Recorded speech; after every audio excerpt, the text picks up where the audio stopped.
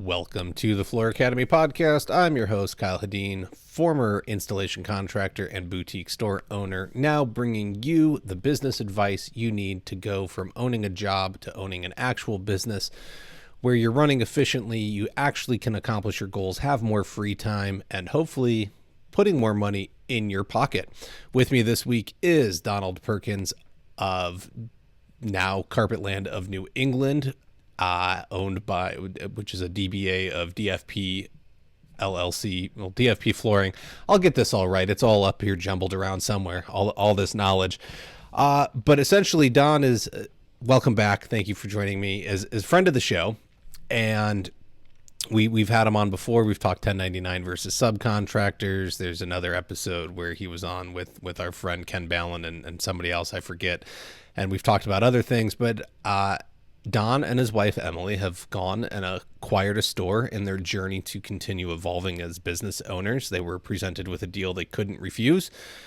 And it was formerly just, DFP was just an installation company. And that while there was some employees and maybe the occasional project that was subbed out, it was, manageable and something that Don knew what he was doing. And now there's this whole new journey of acquiring a sales staff, acquiring more contracts than his employees can handle. And there's subcontractors that came with the store.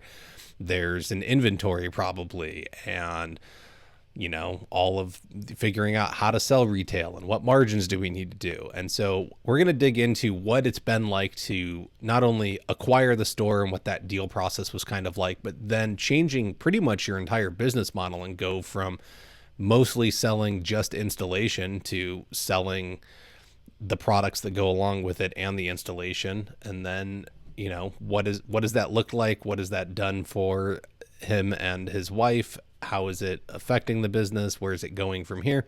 We're going to dig into all of that because this is a multi-faceted thing. And you're going to be able to glean some insights of what your journey can look like, or why not you may want to make this move or not make this move for yourself in the future. Before we dig into all of that and have Don introduce himself, I've got a couple of quick words.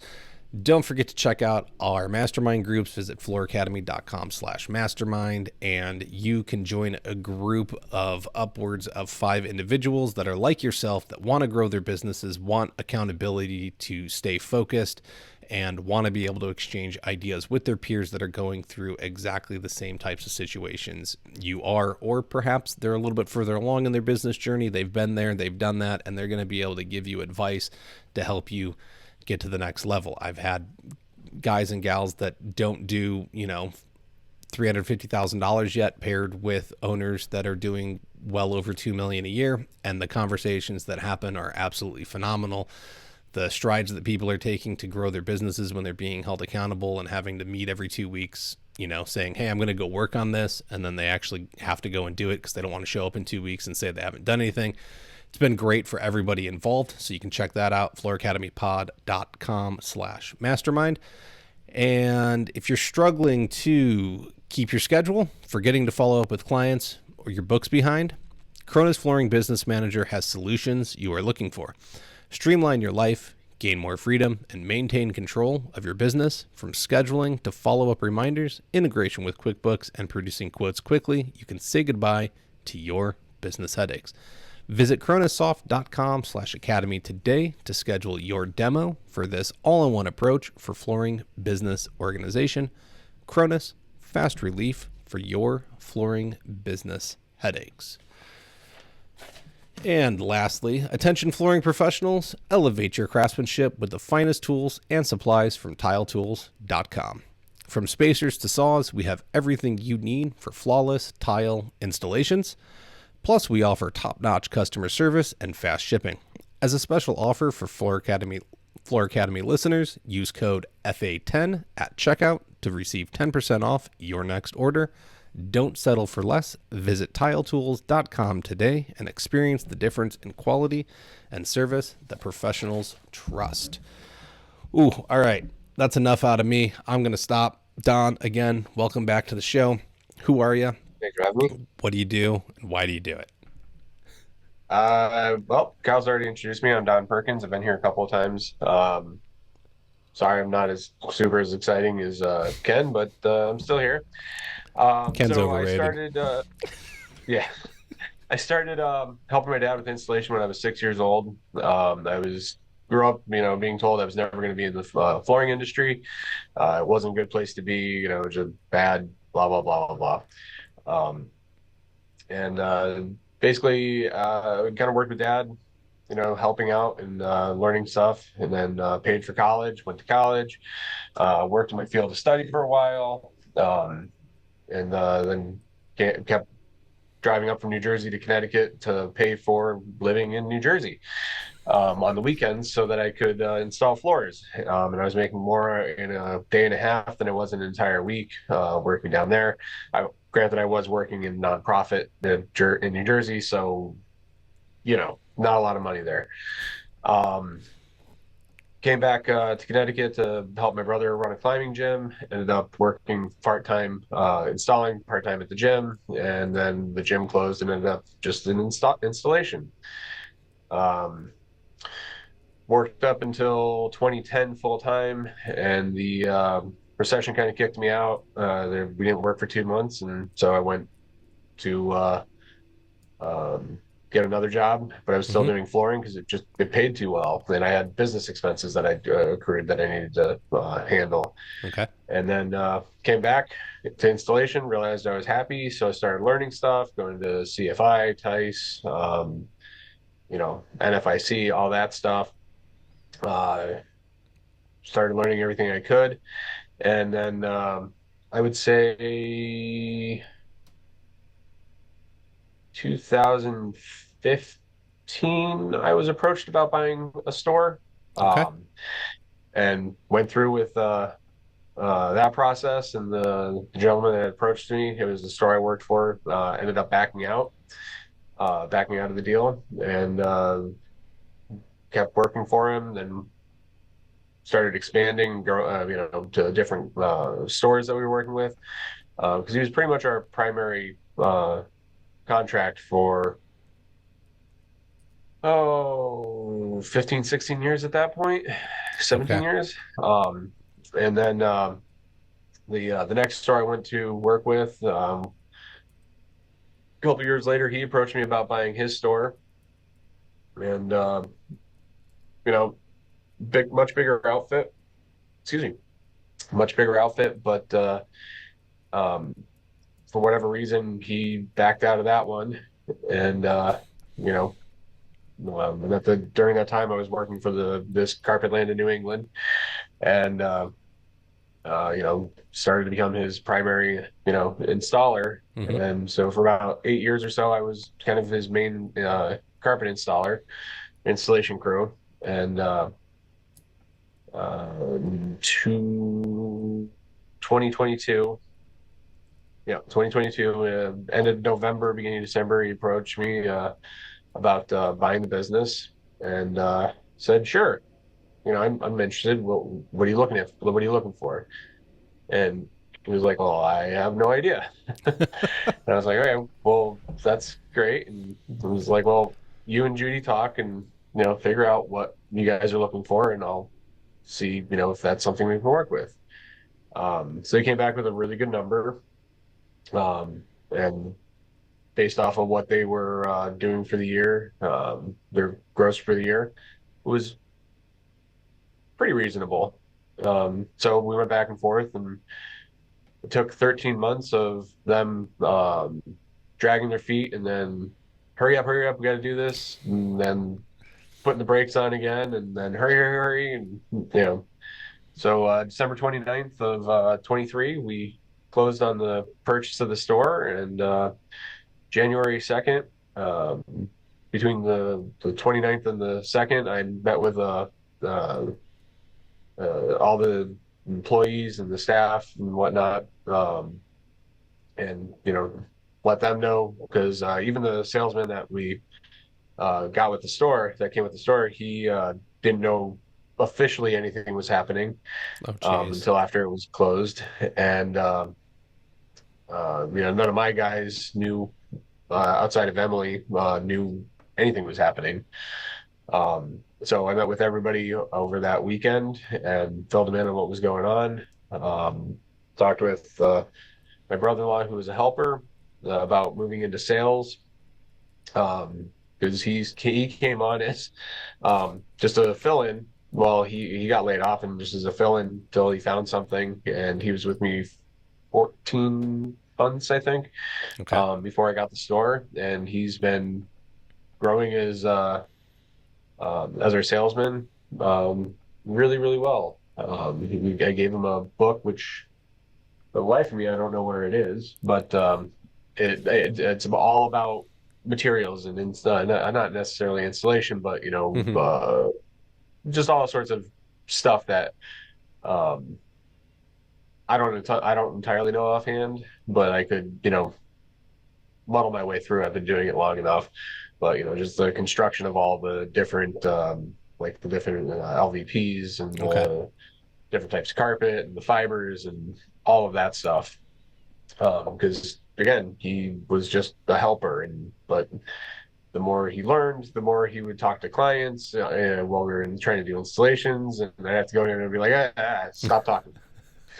Just don't talk to them. You don't know what you're saying. But Yeah. he's very comfortable just, speaking up. And so I'm like, and of course, the whole entire time that he's doing this, I'm thinking in the future about, like, hey, he'd be great for sales because he's just willing to talk to people. Yeah. And he's doing really, really well with the sales. So Good. I think I kind of nailed that one right. But anyway, about Carpetland in New England, I still run DFP LLC, which is pretty much the parent company, I guess. Hmm. So Carpetland in New England is the DBA, doing business as, and we got to promote ourselves as Carpetland in New England by DFP LLC. It just kind of works nicely with that. So Okay. So how big's the? Well, I don't even know where to start, man.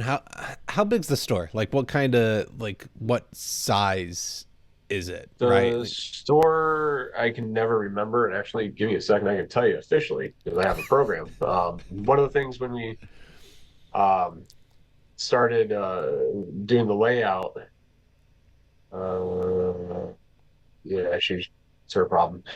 Um, when we started doing the layout and estimating and measures, we got measures. We've had Measure Square for several years, um, and we were like, hey, this is what we're gonna use for measuring, so everybody can get access to the information. We can get very accurate, detailed plans. Hmm. And so I went to Pete and I'm like, here's the Bluetooth laser, here's the tablet, measure the showroom.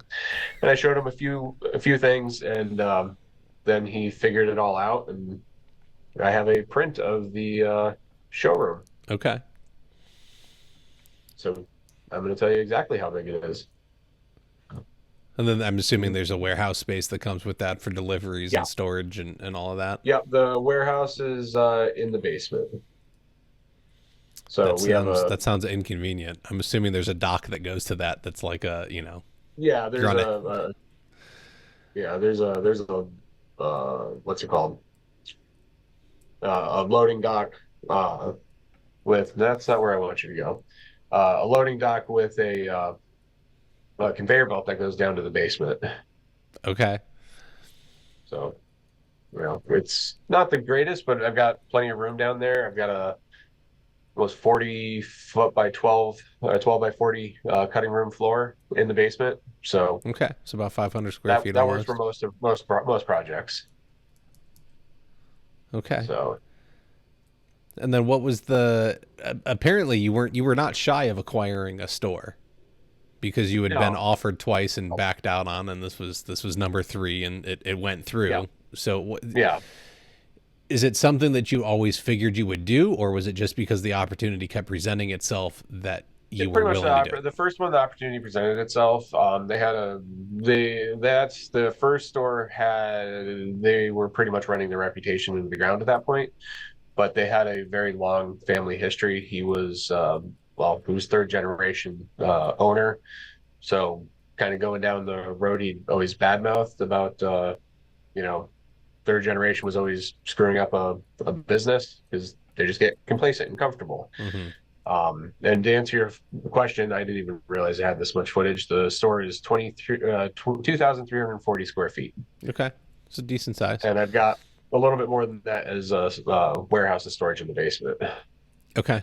And so it was Um, that came, essentially you bought the store, any equipment that it had, yeah, took on the yeah, lease or whatever for however many years are left. Or is it a lease or do you own the building? yeah. It's a lease. They wanted me to buy the building, but I could not come up with that kind of down payment. You know, just it wasn't happening. But Okay. hopefully in the next 18 months, I'll be able to get that sorted out and own the building also. But Okay. right now we're on a 5-year lease, and the people I bought the business from also own the building, so good Okay. relationship and whatnot. So hoping to get that sorted out. Okay. But so anyway, the originally the first store that approached me, they were kind of running the reputation to the ground, but they had a long history, and it was at that point that keeping the name, we would have been able to save the name, the reputation, and bring it back. Um, and so there was a lot of potential for growth because at one point that store was doing like $4 to $5 million a year. Mm. When I was approached, they'd been downsizing a bit and they hadn't really bounced back from the recession. So they were in about the 900,000 range, Okay. gross, and it wasn't a bad deal, but all the information they were supposed to be forthcoming with, he was uh, kind of twisting the numbers around, manipulating the numbers, so it looked better than it actually was. Mm-hmm. So while I was trying to figure out how to make this work with the accountant, he got cold feet and pulled out on it. So Well, not when you're terribly upset about that, but hey, whatever. when you're being It's shady with business. the numbers, I can't. You're gonna get called Yeah, out, and yeah, I'd probably run away too. yeah. I guess so you were able to go through, run the numbers, see what the store was all about that you purchased, and all of that. Did you have to come out of pocket with the money? Did you work out owner financing, take a loan? How did No, that we one all uh, work we ended up out? getting an SBA loan. Okay. So I think we came up with about 30% down, and then financing the rest over 30 years. Okay. 30? No, that's a Uh, different SBA. This one might be 10. I don't know. I've got too too much many financing. too many loans. Yeah, start running this store and go pay them off. What are you doing? But I think it's Well, interesting. So, I got the truck, I've got the SBA, I've got the, EIDL, I've got the, you know, all sorts of stuff, equipment financing, we're it's gonna all the get you. stuff. We got to get you on a plan to have no financing. Oh, I'm sorry. I didn't have a big chunk of money I could just throw at this. No, But no, there's nothing wrong with it, right? I mean, that's why that stuff exists, especially if there's an yep. offer and you can do well with it. I don't think there's anything wrong with it per se. It's what I'm interested in is, I think there's a lot of guys and gals out there that struggle to even understand that they should have a profit and loss. And the reason being that you need to know this stuff is that you had to assess if this business was worth buying or not, because people present businesses for sale all of the time and they're like, it's worth this much money. It might not be worth that much. You may think it's worth that much, but when you really dig into the numbers and you see what the net profit is at the end of the year and you put a small multiplier on that, probably no more than 4x, and someone's asking, 10 times the amount, it may not make sense to buy that business because it can't pay itself off fast enough. So I think it's important that, you were able to go and understand and do the due diligence of like, hey, is this actually a good offer that I'm being presented with? What are the assets I'm acquiring in the sale?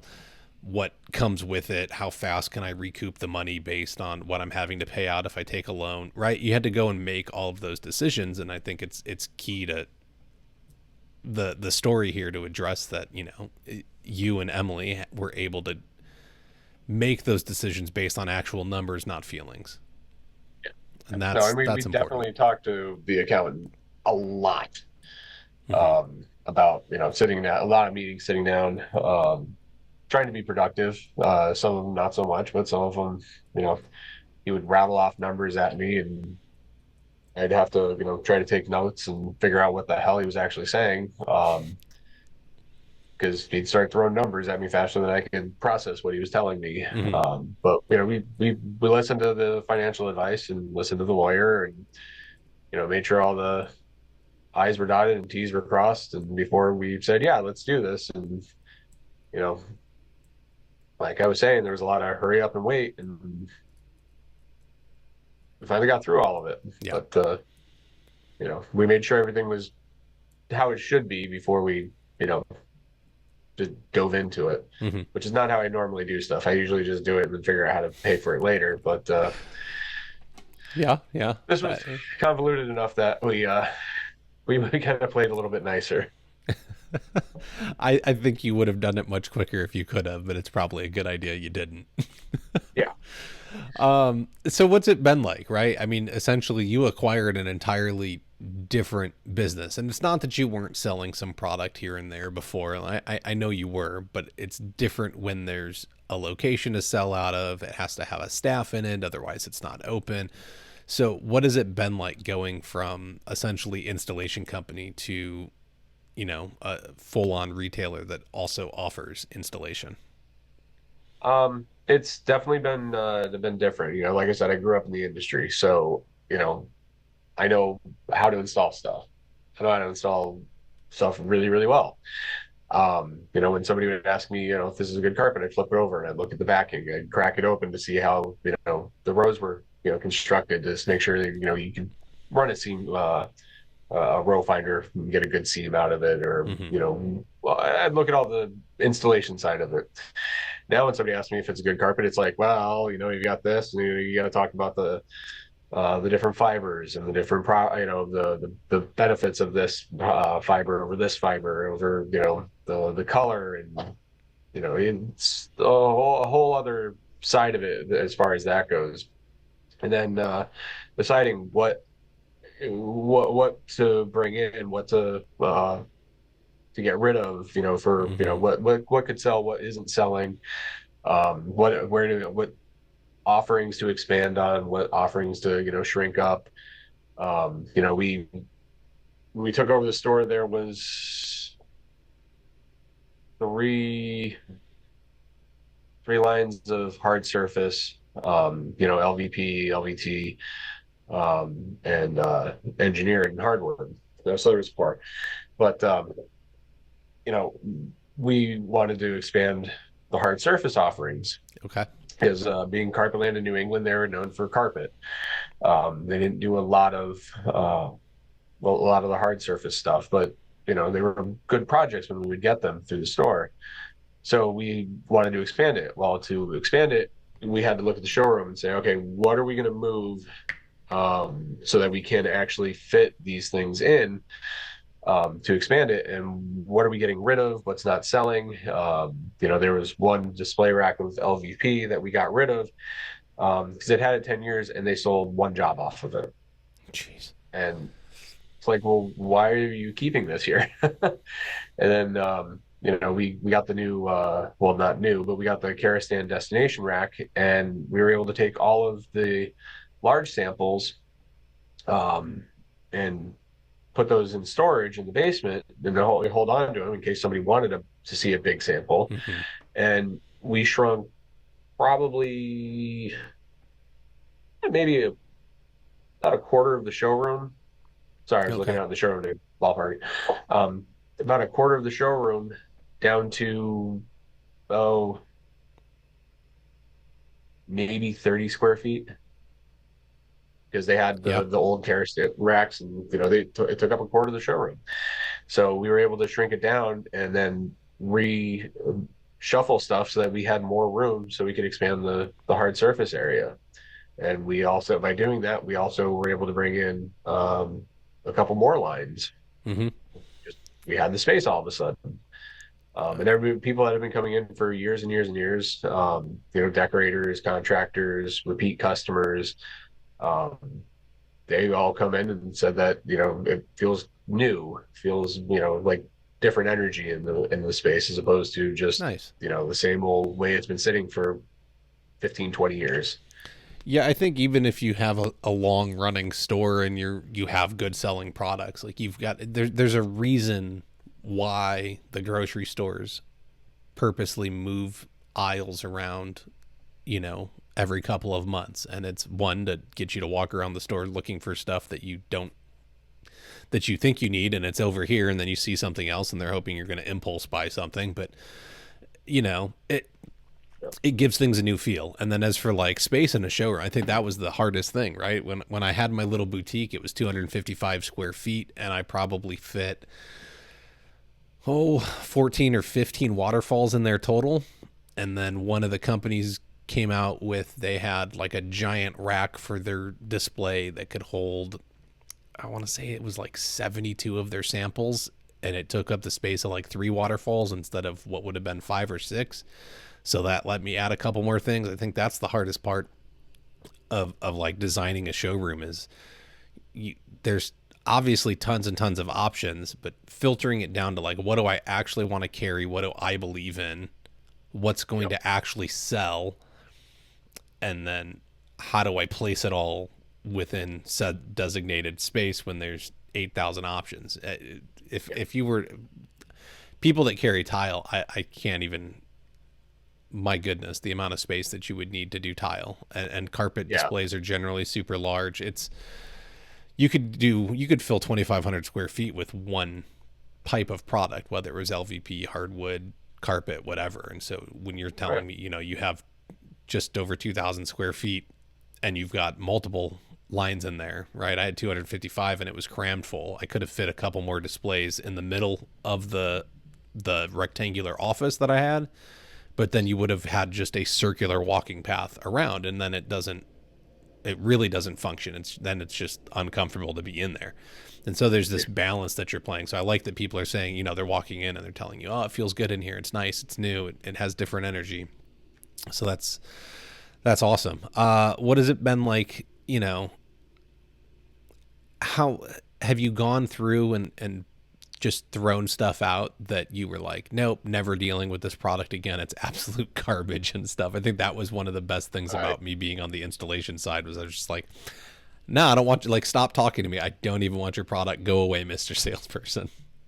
Yeah, we've done that with a couple of big manufacturers, and there's one smaller manufacturer that we inherited a claim issue for defective material, and they were supposed to be sending identical colors, and they're so far off, it's not even funny.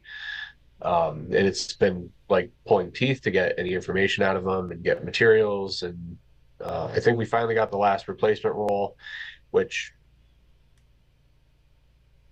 is wrong, but they honored their part of it, and we're making it right with the customer. But we threw that rack out. I'm not dealing with them. Their customer service was terrible, and their follow up was awful. And a couple other, we didn't throw out like an entire line, but I've gone through, and there are some carpets that we installed last year that were a little on the expensive side, but it was dry and brittle and stiff and nasty to work with.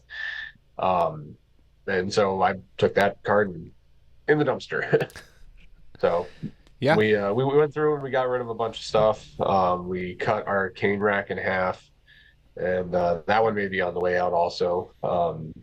We've had the store since the end of December, so we're 7.5 months in. And no one has bought anything off that cane rack. So it's eating up floor space, and it's real estate. But I don't know what to put there, but we might be able to reshuffle the showroom again and make it a little bit more open, and I don't know. We'll figure that part out. Yeah, I think it's interesting to hear this side of it, right? Usually it's thinking about like, okay, how am I going to go make this install? So you're not off the floor. You're Yeah. still out installing, Yep. but you now have duties that require your presence in the showroom. So what has it been like to try and split your time essentially between these new duties that you've picked up while still trying to do what it is you enjoy doing? Yeah. Well, I don't know if it's true or if I'm just starting to notice how much hair I've lost, but I feel like I'm losing more hair um, since I took over the store. Just if I'm not in the store, out in the field, everybody in the store has questions for me, or different clients, are trying to Mm-hmm. track me down with, decorators are trying to track me down that I've gotten from the store.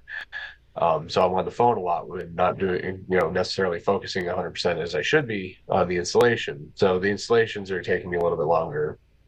But when I'm in the store, the guys in the field are constantly calling me, wanting me to do stuff, using or having questions about things that are, supposed to be they're supposed to be doing. Somebody missed something on a plan or whatnot. Mm-hmm.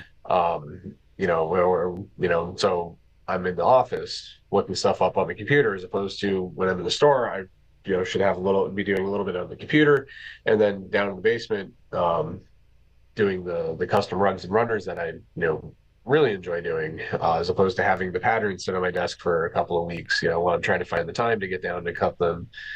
Um, it's instead of being pulled in a bunch of different directions in the field and going like, okay, well, I just have to worry about the installation, this part of it. Now I've got, the office and making sure the paperwork's flowing correctly, making sure the bills are getting paid, the stuff's getting ordered and being tracked and getting checked in correctly, and the sales Mm-hmm. people are doing what they're supposed to be doing. And Emily is the office manager, but she's still not going to catch everything, because she's still learning. Mm-hmm. She's been working with me for several years, but she's still learning how to run an operation this size. We Yeah. haven't really increased in employee size or anything, but we don't, like, maybe every couple of months when I was doing installation, we'd have to track material and order material and, Mm-hmm. beyond like installation materials. And now it's, 3, 4 times a week, we're ordering materials from different manufacturers, and, each of them has a different process. Some of them you can order online, some of you have to call, some of you have to email, and then they follow up, and yeah, some of them are prepay, and it's just trying to keep track of everything and making sure nothing falls through the cracks. Yeah. And and I'm not going to say everything's been perfect and we haven't missed anything, but we have. It's part of the process of learning and putting in processes in place. And you know, we just had a meeting 2 weeks ago, I think.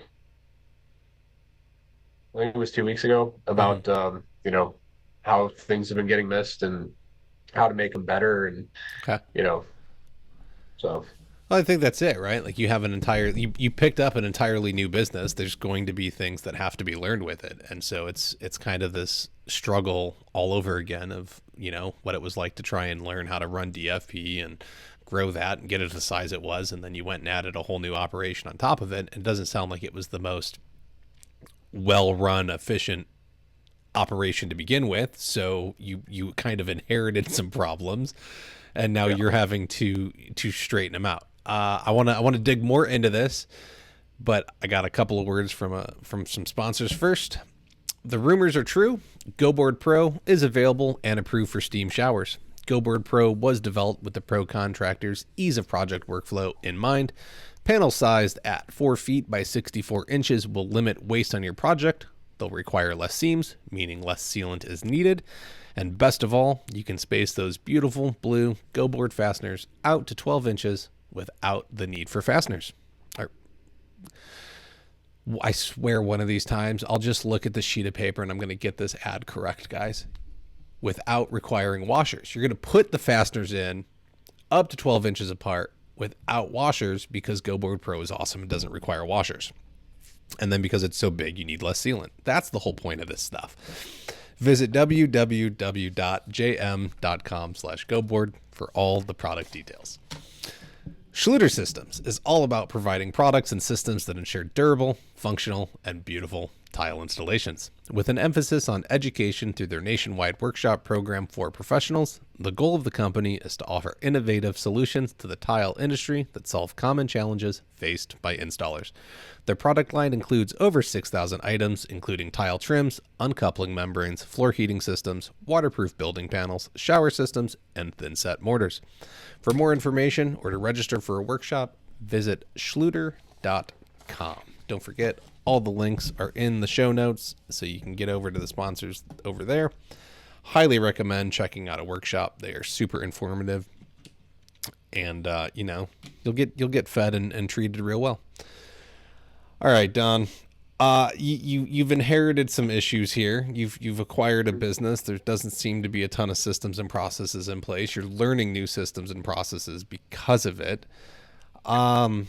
What's the plan for you? Because you're currently being torn, right? Emily's there being office manager. You have a salesperson. There's apparently people running the store during the day, but you're still required in there as the owner and learning what's going on.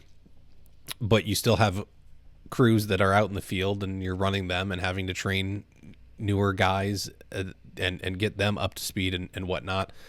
So where are you trying to land, and then what's your thought process on how to get there? Um, I I ultimately like to stop being on the floor. Mm-hmm. I like doing my custom runs or custom runners. The crazy jogging halls and stairs, curved stairs, and you know patterns that tie together across 3 or 4 elevation changes. That's the stuff I really like doing. Mm-hmm. Um, and I'm trying to figure out how to get to the point where that's pretty much what I do, except when guys don't show up, and then I have to go into the field and do the regular installs. But I'd like to be able to just do the ones that I choose, but also as I'm spending more time in the office, and then when I go back out in the field, I can definitely feel it for several days afterwards. No matter how much CBD I take or lotion or icy hot and sitting in the hot tub, Mm-hmm. it's I'm going through the healing process, and that's I didn't think it was going to be as bad as everybody who had stopped being on the floor full time said, but it's pretty rough, especially when you have to go back and install. So I think ultimately I'm probably going to be more in just kind of the managing the store and managing crews, and less on the install. Mm-hmm. As far as that goes, I've got a guy who's been with us since he was 16, maybe 15, when he dropped out of high school. And he didn't work with me for a year because we just got slow with the supply chain issues after COVID started breaking up. Okay. We just weren't getting. Oh, goody, it's raining. We just didn't get the materials in a timely manner. So, projects that were scheduled, the materials just wouldn't show up. Yeah. So we wouldn't be able to do the jobs. And so he went off for a year and did his own thing. And then he was doing traffic control. But hooked him up with a guy that I know online who's not that far from here. And he was doing some part-time work with him, and then he's like, "Hey, Don, you can use anything," and I just happen to be on a bigger project and I need a hand. I'm like, "Yeah, you're good at this stuff. Come on over and help me out." And it was just going to be a use him as needed part-time sort of thing. And then all of a sudden he's with us full-time again. But a lot of his immature nonsense he'd kind of dropped, and is a really good worker. Mm-hmm. So we're working on him running, his own crew. And, for the most part, he's got a helper that we have. And we pretty much just have to kind of, most of the jobs, we just have to go make sure he's set up, and that if he has any questions, answer the questions for him. Okay. Um, it's just more of a, he doesn't have the full confidence to just go do a job, Mm-hmm. like a bigger job. Like today, I just sent him and the helper to do a set of stairs. And I'm sorry, I know you don't like helper, but I get it. I get um, it. but I wasn't going to say anything. It's funny you corrected yourself. So there you go. yeah, um, but I have been better about that. But it's still breaking 30 years of Mm-hmm. talking. But so I just sent them to do an area rug delivery and lay and a set of stairs, wall to wall with, like, that one had four, four, yeah, four pie stairs on it. So, Okay. sent them to do that. And I did paperwork and stuff, and I never got down to the basement to cut the carpets like I was supposed to. But tomorrow's a slow day for me, so I'm going to come in and do that. And um, Emily and Pete can handle sales in the showroom Okay. and whatnot. So, So um, how much does the store, I mean, you don't have to tell me revenue per se, but I'm assuming that there was other subcontractors besides you that were getting work from the store. It's not. So one how of much them, stuff are you getting that you're still sending out with the subcontractors that the previous owners were using? one of them retired, went down to South Carolina, one of the Carolinas, I don't know. And the other one they were using, well, one of them they stopped using because I had to go fix a bunch of his stair runners. Um, and another one they were using when they absolutely needed something done. And they were like, yeah, he's a little expensive, but when we needed a job done, we give him the job and we'll get Mm-hmm. done. And, we wouldn't make as much on it. And so I sent him on a couple of jobs, um, just to see, where he kind of fell, because he wouldn't give me a price sheet. And I thought that was a little annoying, but, Okay. Gary and Judy used him. I'll give it a shot, and, then I'll be able to figure out his pricing. And we used him, and we got the bill, and we're not using him again. Okay. he's he's expensive. There's nothing wrong with being expensive, but he's charging. In all honesty, he's charging what an installer should be charging. I've seen some of his jobs, and Mm-hmm. he's not installing to what he's charging, quality wise. But he's, without having a set price list. It's we can't really plan for being able to use Yes. them on appropriately priced jobs. Mm-hmm. But we lost money on those jobs, as far as on the labor side of it. Yeah. And we'd already raised rates on the installation labor, just so that we could pay guys a reasonable, if we needed to bring in subs, a reasonable amount. Mm-hmm. Right now, we're able to just handle everything with the installation crew I brought over. Um, Starting beginning of September, a kid who was my wife's den chief graduated high school from a tech school, and he's going to start working for us. We're looking at sending him to some um, possibly the 5-week CFI training, Okay. for apprentices. He's worked with me in the past on some jobs during the summer, you know. Um, but we talked with him, and he seemed interested to come in and learn, and so we're hoping to. I'm hoping to get him kind of trained up as like kind of my sidekick. So I'll have somebody that can assist me doing my rugs and runners and stuff, and help out doing the basic installs, but still be focused more on um, learning on the higher end than the lower end stuff. Mm-hmm. So I think that's important, right? You got to have, if you're going to build a name, because it sounds like they were doing that stuff, but I know with what you do, you're looking to cater more towards a higher end market with custom runners and things like that. And so if that's where the direction the shop's going to go, then people have to, you need to find someone that can either carry that on for you because you can't do it forever. yeah, And if the guys that are, you know, doing the stuff that's the bread and butter of the store, which is, your standard stuff, which I think is, you got to take it. Like if you're going to be a retail store owner, I think there's exception that you have to make of, or you have to accept that you're going to do mediocre. I personally, I don't know that you could build a, multi-million dollar retail shop on high end only work.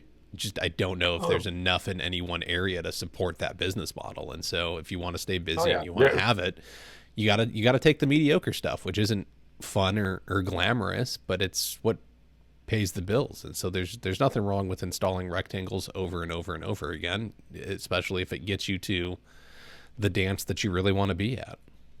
yeah, no, no, we do sell quite a bit of high end stuff, but you know, there's I the guy I've got now, Cody, is a good installer. It's just getting him to be consistent, Mm-hmm. and that's one thing that he's a product of his upbringing, and Ryan, the new kid, has a much different, more stable upbringing, and is much much more consistent. Um, and then so that's something that's going to be able to it's going to help him grow um, and experience faster than having a bad drive in and throwing your whole day sort of thing, Yeah. as opposed to just compartmentalizing and moving on. So Well, I think the fact, I think it's interesting you said it, your wife was doing Cub Scouts with your kids and he was the den chief for her, which means he was coming from the Boy Scout program down. So if he's participated in Boy Scouts, and if he's gone all the way and gotten his Eagle, that takes a ton of effort. So if you guys he and gals actually are did that a looking for couple weeks folks, ago. I would, when I was involved with the Scouts and I had a relationship with the Cub or the Boy Scout troop above us, I was looking for kids that were ready to graduate. I was ready to pick any one of them up and bring them on as an apprentice because they had a work ethic. Like it was no joke to go and earn your Eagle Scout and the amount of work you had to put in the project to organize it and get it going. And a lot of that stuff required, they're out doing hikes and camping and doing all this hands-on stuff. Like that's going to translate really well to a trade. So I Yeah, think it's a great pick to go and find somebody in that position and say, okay, hey, I can teach you a skill set, and here's all the joy you can get from it. And I think that's another, like, I know you'll show that part of it of like, hey, look, this is a labor of love. Here's the rewarding side of it. I don't know that that's shown enough, right? It's all the time. It's, well, we're just gonna go install our rectangles and it sucks, and Mrs. Jones is on me and she's watching me and she doesn't respect me and the little dog's yapping at me all. Cool, man, go be grumpy elsewhere, because while installing rectangles kind of sucks, I still made a difference in somebody's life, and it was rewarding to see them so happy at the end of the day that you yeah, know little yappy Rex no longer pisses all over their carpet, and they've got some waterproof flooring down that he can piss on and wipe right up. Like, it made a yeah, difference in their house. So there was something to enjoy and have a good feeling about that. I don't know that that's yeah, that side of the trade. I don't think is passed on enough. yeah. Right. What do we got? Emily, you said Emily's having to step it up and really learn. Is there that much more paperwork for her to handle, or is it Oh, like, yeah, yeah. No, there's we've always done taxes, we've always done the insurance. Now there's just more of it.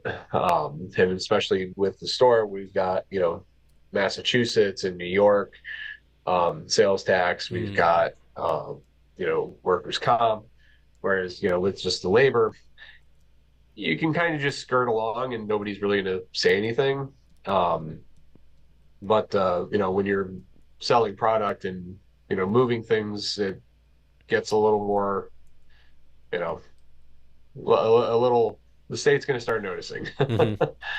I'm assuming you're So you're doing use tax now, right? So you're yeah, buying without tax in place from the vendors, and then you're having to yeah, apply yeah. what. We've had that for a long time, but we again not having a physical store, we just kind of skirted along on a bunch of stuff, and now it's all being recorded, and um, so there's that, and then there's more with buying and selling, or not selling, but ordering materials and tracking things, and where is this product, where like Maslin, Dixie Maslin Fabrica, some of it's made out in California, some of it's in Georgia. you know Hmm. yeah, it's available, but where is it available? What warehouse are you at? So Yeah. she's tracking that sort of stuff. Some things are on back order for a couple of months, and then so we put the order in, and then all of a sudden we get a notice. It's like, hey, this is shipped. Well, what is this now? Just trying to keep track of everything. There's more paperwork on that side of it. We're still trying to do some Starbucks, but I haven't done those in a while, but whatever. So we keep quoting those.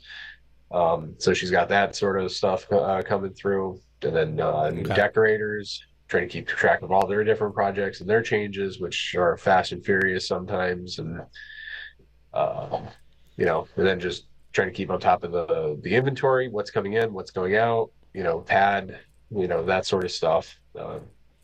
So she's trying to get a handle on all of it. And as soon as she thinks she has something, so I'll sort it out, and like, this is the process we're going to use. Something else gets thrown in, and then you know start over again. But we're figuring it out, and we're Well, you know so is the store doing a lot of product only sales to the designers? Because you're not install like now I'm assuming that you're getting sales that don't involve you doing the work. not as many as you would think. We're pretty Okay. much, if the people that have come in, and I know of one off the top of my head that was a bigger project that they ordered the material and cash and carry. It was Okay. a LVP, but for the most part, a lot of the people that come in are like, "Oh yeah, we want to just buy this." And I was like, "Okay," and then we start going into the details of it, and then we end up doing the installation for them because Hmm. we tell them about the floor flatness and the Yeah. tolerances for uneven floors, and acclimation, moisture, that sort of stuff, and then they're like, "Yeah, why don't you just do it?"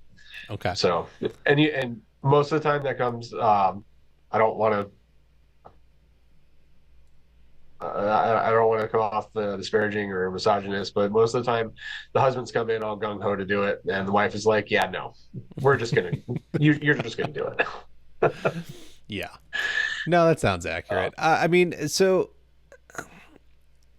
I don't know. I just find it amazing that it's a decently sized retail shop, but you have essentially because you only have one crew, right? yeah, but with the way we're set up, we're able to break it, like when necessary. We can break into two crews, we can break into three crews, um, and Okay. we're not spread so thin. And occasionally we can bring in somebody that's going to give us a hand on the side, but for the most part, we're able to handle what we need to. I Hmm. know this year is a build and get established. Next year is gonna definitely we're gonna definitely be growing, I'm sure. Um, but we're coming from the install side. I've always been really good at logistics about how to place people where they need to be placed. It's Okay. helpful when they all show up so they can be placed in the correct spot. But again, that's something I've been dealing with for years. So Hmm. it's frustrating, it's stressful, but we can adapt. Yes. So So it's the owners didn't stay on. It seems and really give you any sort of leeway, which can be is oftentimes brokered into the sale of a business if yeah, they'll stay on for 6 months, a year, whatever it's going to be, train you up, teach you some stuff. It seems they just wanted out and they skedaddled as quickly as possible They, once the it, sale we, went through? the deal was structured so that they were going to be here for a year, or not for a year, I'm sorry, for a month.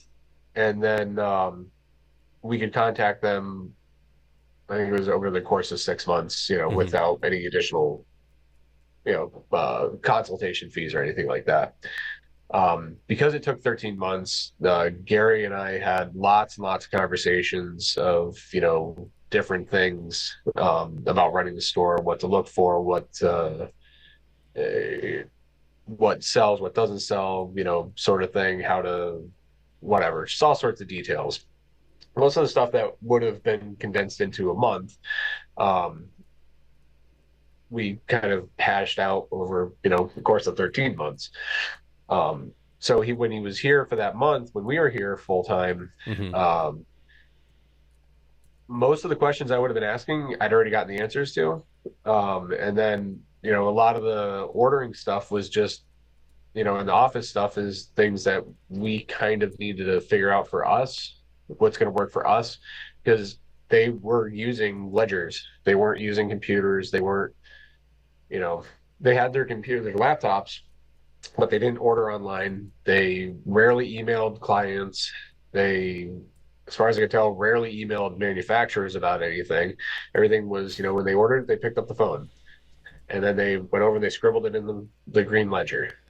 Um, so we Crazy. were looking to update and bring in technology and whatnot. And Hmm. we went from one computer at home to two computers at home in the home office, two laptops to now I've got uh, two actual computers with two screens and a laptop with the screen. And then at home, I've got a laptop with another screen.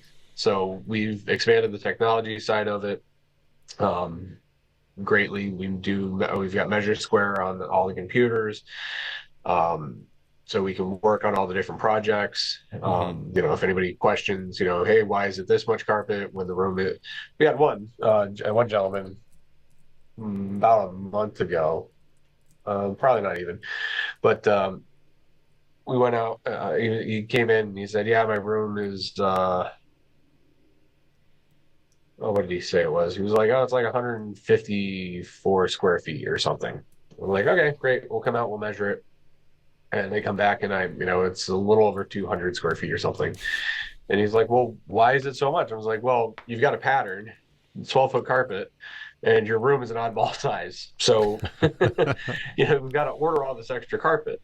And so Hmm. we could actually show them on the program, where the seams were, what the cuts were. Yeah. And so we worked with him on that. But, you know, if it was just, and it worked for a long, long time. If it was just the graph paper with sketched out drawing, it doesn't really work as well. He could see it visually, but with the tablet, I just point on the thing and I start moving things around, and can show him how the room affects different things and why his material is going to be Yeah. you know X as opposed to what his actual square footage is, and so we've really upped the game on that.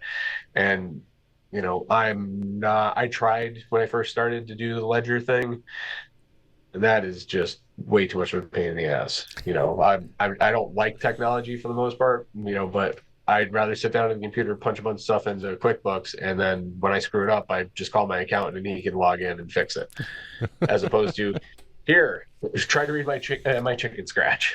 Hmm. Hmm. So, No, um, it but sounds good, man. Like sounds like you got the help you needed for the most part. Then yeah, you were left in a decent position, yeah, and and the things that you're really fit. I still talk with the owners. We talk every now and then, and if I have a question, I can call him up, and people still call him, and he calls me, and you're like, hey, call this person. Hmm. Um, so it's they looked at it as because their kids are spread literally all over the world. They kind of looked at it as passing it on to, I don't want to say like a family member, but somebody who's going to treat the business as a family business, and Hmm. respect the history, and do good by the name, the Yeah, reputation. you can Um, continue to build the legacy with it. Yeah, that's in the yeah, community. That's nice, right? I mean, there's plenty of people that would buy it and not care. They'd dismantle it for parts or change the name on it and build their own thing and just use it for the accounts. There's all different kinds of things that could happen. But to yeah. you And stepped well, in that and that go ahead. yeah, that's one of the reasons I toughed it out over 13 months is because, I have a good reputation in the industry. No one outside of the industry in the area knows who I am. Nobody really knows who DFP is unless I've worked for you. Hmm. The distributors know who I am. Some of the other retailers know who I am, but the average guy on the street doesn't know who I am. They don't know who DFP is, but they know Carpetland of New England because it's been around for like 50 years. Yeah. And it's been in this location for 25 years. So that name was more important than just going out and starting a store, which I wasn't going to take off the table as a possibility. But I wanted the name, I wanted the reputation, and all I want to do is make the name and reputation that much better. Hmm. Which I think is important when you're looking at it here is you can find a lot of businesses for sale, but what are you battling against, right? You can go pick something up, and if the community's absolutely pissed at that business because it's treated them wrong, then sure, the numbers may be okay, it may be cheap, but to go and try and convince the community that it's new and different, right? You constantly see like restaurants under new management. Great. Do I really want to try, or have I just been disappointed so many times that it's not worth it? So I think that's awesome that Yeah, you're able to find something that has a name behind it. People respect it. They know that it's been a part of the community, treated people right, and then you're able to come in and carry on that legacy and say, okay, I want to improve this. I want to make it mean something even more than what it means. yeah. What's really exciting is like we got a lot of repeat customers because they didn't advertise, they didn't do social media, they didn't. They had a website that was set up like 10 years ago, and they never touched it. So there were no updates. There was no interactive pieces to it. It was like you click on a Mm-hmm. page and it just takes you to a page, and there's nothing there. I mean, there was pictures and whatever, but you couldn't do anything Yeah. except click on another link to something else. There were no links buried into the page. So very, very basic. So it was a lot of word of mouth, a lot of repeat customers. And then, we still get people who we did jobs for, not that, since I've been working with the store as an installer, and they'll come in and they're like, oh, we're going to do, the this or that, this other room or whatever. And they're like, is Gary around? Well, no, I bought this store from Gary. And they're like, oh, but you did our room, you did our installation. I was like, well, yeah, Gary approached me about buying the business. They're like, oh, well, that's fantastic, and they get all excited, Mm-hmm. and you know, so that That's that's good. that's really nice. And it makes you feel good that they remember the work I did, and Mm-hmm. so they're trusting us to do Yeah. their work again. And for the most part, they don't question the price or question the quality. They know what they're going to get, and they're not going up the store, they're not up the street, they're not shopping around. They know what they're going to get, and we've got the reputation for it. Mm-hmm. So No, that's awesome, right? There's a lot of people coming in that know you as the installer, like you said, and they're just, yeah, oh, okay. It puts them at ease that it's not just some. Again, anyone can buy any business as long as they come up with the cash. You don't have to know that industry. You don't have to know a thing about it. And so, at, and being able to put them at ease and they know that they can trust you because you've already been in their home and done a great job for them makes yeah. closing that sale 100 times easier. So that's awesome. I got one last question for you. What's been the hardest part? If you had to go through this process again, now that you know what you know, what would you tell somebody about buying a business? Like what's been the hardest thing that you could speed up and make easier now?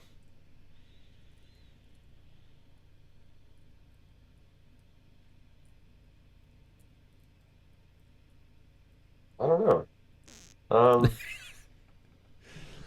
I really don't know.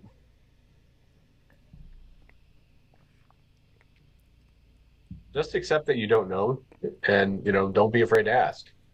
You Mm. know, and don't be afraid to pick up the phone and call your reps if you don't know the answer. Don't make something up and then have to backpedal your way out of it. Um, you know, don't be afraid to say I don't know. Hmm. That's not just this business, that's anything. Um, I was told I was in a accounting class, I think it was, back when I was in high school and I was taking classes at a community college. The professor said, amateurs will just keep beating their head against the wall trying to figure it out on their own. Professionals will pick up the phone and call someone that knows. So, just accept that you don't know everything, be comfortable that you don't know everything, and don't be afraid to ask questions. Yeah. If you don't know, you don't know. And there's nothing wrong with that. Nobody knows everything.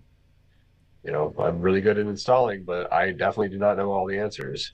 I'm good at, just talking to people, but doesn't mean I'm always going to get and know all the right information that they're asking.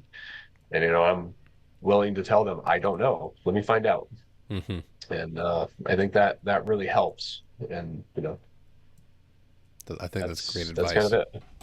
No, I think that's wonderful advice, right? You can't know everything. You're never going to know everything, and people aren't. I think we feel pressured, like we have to provide an answer, right? Because we presented ourselves as the expert, we're the knowledgeable person, but people aren't offended when you tell them, I don't know, but let me find out for you. You just Yeah. told them, like, hey, I hear you. I'm going to solve it. I just can't tell you right this second, right? But you can tell them, give me a day. Let me make a couple of phone calls, right? I don't always get calls back from my reps right away or whatever, but I will follow up with you in 24 hours, and I'll let you know where I'm at with it. As long as you give them an action plan, I think they're more than content with it. So I think that's great advice. And there was probably a lot of stuff in this journey between, like you said, right at the beginning, you didn't really understand what the account was throwing at you. You had to go do research. You had to look up what these numbers meant. You had to figure out where they were, relatable to you. Were they viable? Did they actually mean anything? You're figuring out how to get one sales guy because the sales guy that came with the store retired, and you are training up your brother-in-law, and like, okay, well, how do I trust somebody to go do sales that hasn't done sales before, and it's no longer me doing the sales? There's been a lot of stuff where you've probably been like, all right, let me go figure this out. And Yeah. I think that's huge, right? To be able to sit there and admit it instead of, I think we get stuck and frustrated Yeah. when you're just like, it's me and I have to do it. No one else can do it right. It's your life Yeah. is better when you let it go and you delegate some Yeah. stuff and trust people to do it. Oh yeah. No, I'm getting much better at the delegation thing. And that's saying a lot. I don't really trust people to do things that I can do, and so Hmm. it's hard. But you gotta trust that people are going to do things the way you want them to, and that's why we've gone through the training the way we've gone through the training with them to get them to do things the way we want them done. So, I and they're think done that, right. yeah, the best thing I've heard is if you can't trust your staff to do it, then that's on you. Because you Yeah. trained them. Not only did you hire them, you trained them. And so now if you don't trust them, right? If you can't put them in the field and give them a task and delegate it out, then what did you do wrong? Right? Was it a hiring Yeah. issue? Was it a training issue? Do you not have acceptable like checkpoints in there where they can, know that they're doing it correctly? There's something wrong. It's not I don't think it's a them problem. It's a you problem. Yeah. And that's where I think a lot of this small business owners get stuck, right? Especially when they're within the trades and they're trying to bring somebody up. They're like, "Oh, they all suck. They can't do it right." Do they really suck? Or does your training suck? And I guarantee you it's probably your training or your hiring process. Yeah. So, all right, that's what I got. You want to throw anything else in? Yeah. I'm good. Okay. I think that's going to do it for us, folks. Don, I appreciate you sharing your story here on how you acquired Carpetland of New England, and what that kind of took to make happen, and the journey that you've gone through so far to do it. What else do we got? You can check out flooracademypod.com. Make sure you go to the store. You can go to patreon.com/flooracademy and help support the show there. Even $5 a month goes a long way in helping me to continue to create the content. We've got a quick word from Tice and Ardex. Hey listeners, it's nearing that time again. Time to remind you that the International Surface event is returning to Las Vegas January 28th to the 30th, 2025. So mark your calendars now. That means you too, Don. Floor Academy podcast listeners will have the opportunity to register for free once registration opens in September using the promo code Kyle. Whether you're an installer, retailer, distributor, or serve in another capacity within our industry, attending TICE is a solid resource to expand your knowledge and networking base. You can also learn about the newest and industry-leading products coming to market. Stay up to date with the International Surfaces event page on Facebook or online at intlsurfaceevent.com. You have a rebuttal, sir. You were going to throw... No? Oh, no, I was just saying that it's already on my Tice is already on my calendar. But now you mention it, if you're a retailer, if you're an installer, if you want to learn, you should definitely be getting into like the any training you can. It doesn't matter who it does, just as long as you're teaching it correctly. Any training you can, get into it. Hopefully, I can see some of you guys at the CFI FCICA convention in October. And if I don't see you there, I hope to see everybody out at Surfaces. And, this next year, hopefully NWFA also. So. Oh, look at you go. Yeah. You're getting into all I'm kinds not of going fun to promote the tile people, that's way out of my depth. I'm not even going to pretend I know what's going on there. Okay. It's fun. I mean, it's the same show, right? Different product. It's all networking and opportunities to go be dorky over weird surfaces.